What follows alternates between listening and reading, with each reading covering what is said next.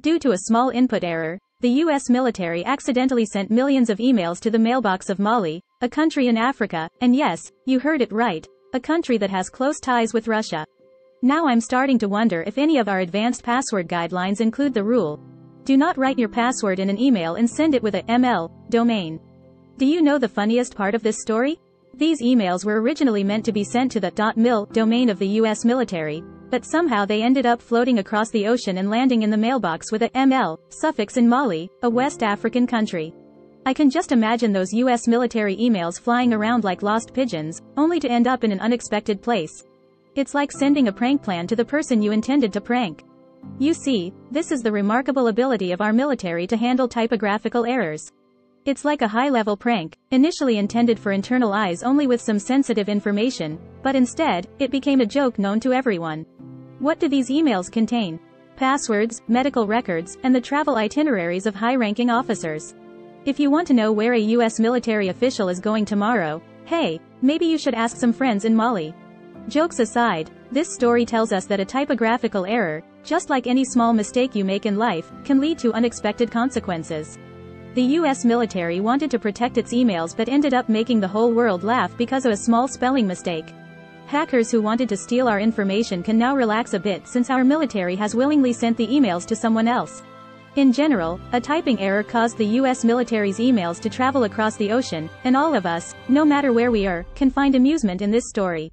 It reminds us that even in serious work, we shouldn't forget to find some humor because nobody can predict where the next mistakenly sent email will end up. Now, I'm starting to look forward to receiving an email from the US military one day.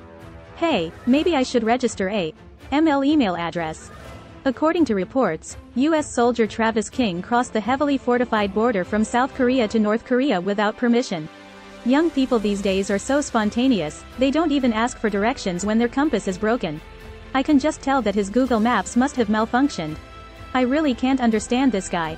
North Korea is one of the most isolated countries in the world, yet he insisted on experiencing their luxury vacation package. I guess maybe he heard about their special spa services, like being bound with iron chains therapy, no laughing allowed therapy, and the hottest one, soundwave therapy of Kim Jong-un's speeches on repeat.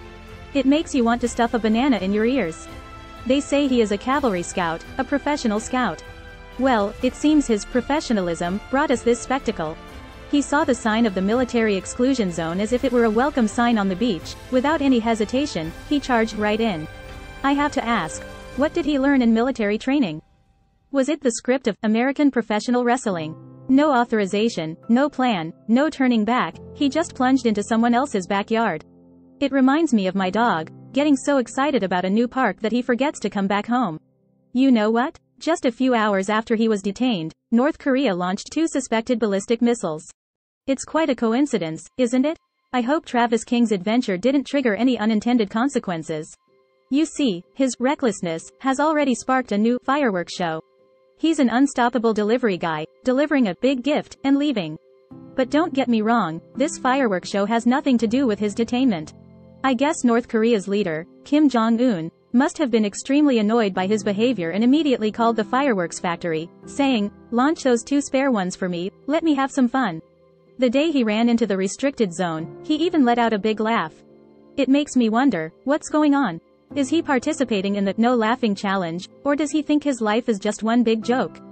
I guess at that moment, the North Korean soldiers must have been thinking, is he challenging our heart health?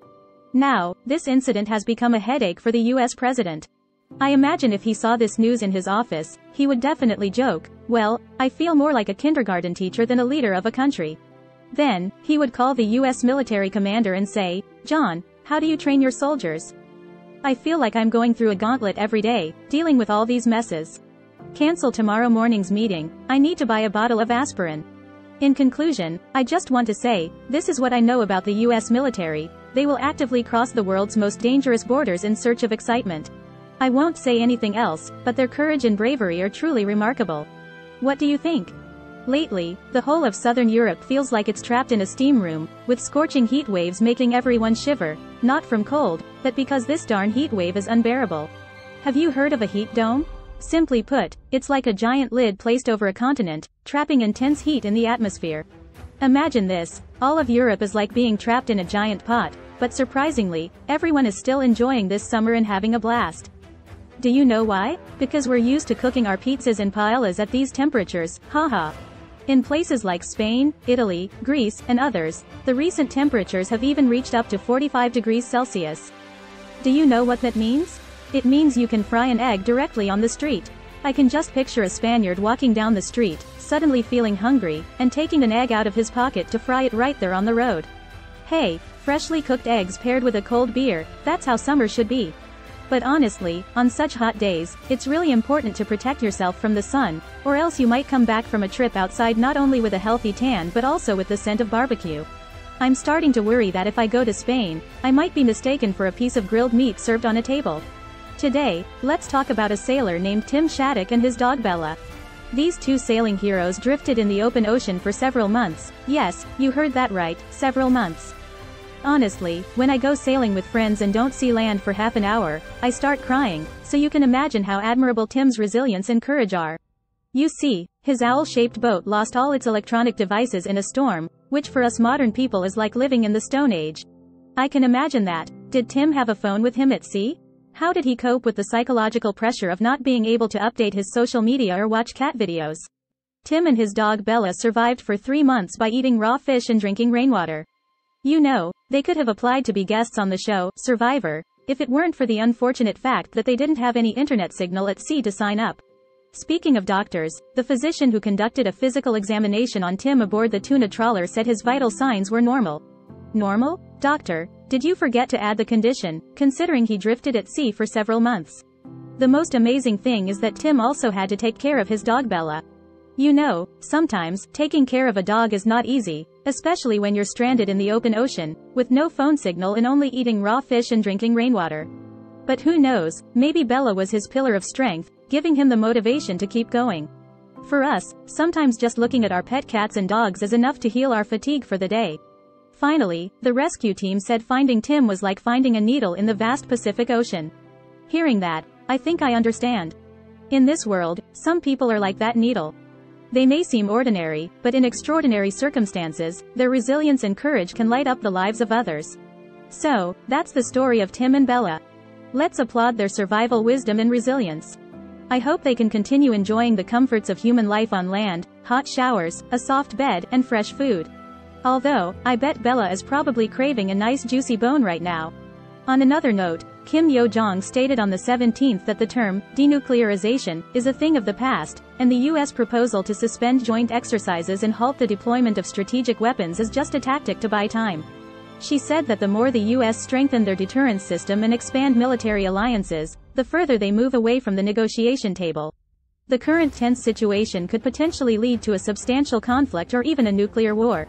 The only way to ensure peace and stability is for North Korea to stand up to the U.S. on the basis of its strong power.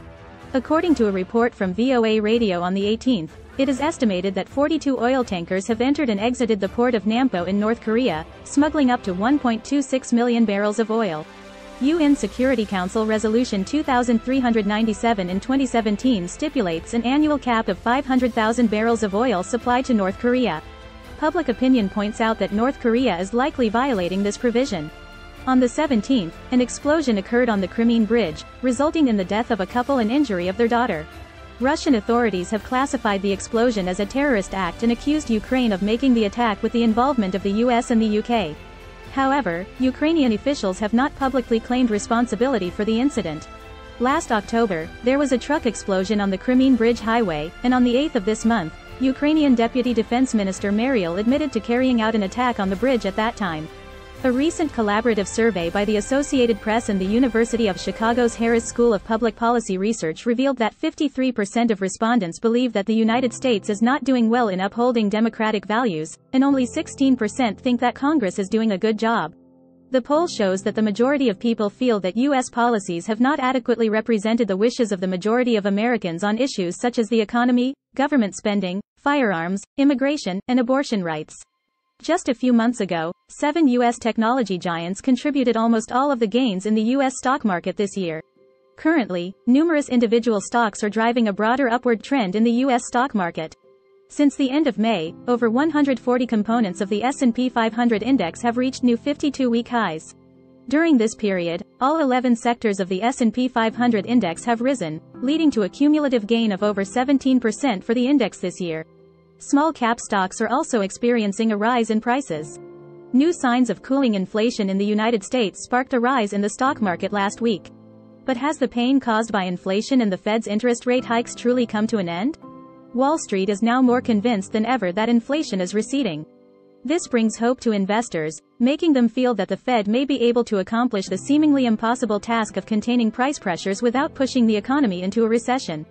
With U.S. inflation easing, a strong labor market, and the economy showing good resilience, business and academic economists surveyed by the Wall Street Journal have lowered the possibility of an economic recession in the next 12 months from 61% in the previous two surveys to 54%. Tesla plans to double the size of its factory near Berlin, enabling it to produce up to 1 million electric vehicles per year.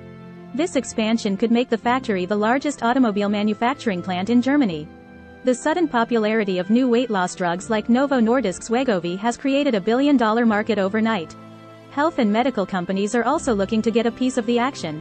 It's almost like discovering a new continent in the field of diseases, where there happens to be a demand from 100 million people, industry insiders say. An insider revealed that Binance has laid off over 1,000 people in recent weeks. The company is struggling to cope with regulatory crackdowns in the United States and overseas, which could have a significant impact on its business. Hello, everyone. I'm your news anchor, Yali, providing you with a one-stop service for global news every day. Feel free to leave comments in the comment section, and we will carefully read and respond to your comments. Remember to like, share, and subscribe to our channel. See you in the next episode. Take care, everyone.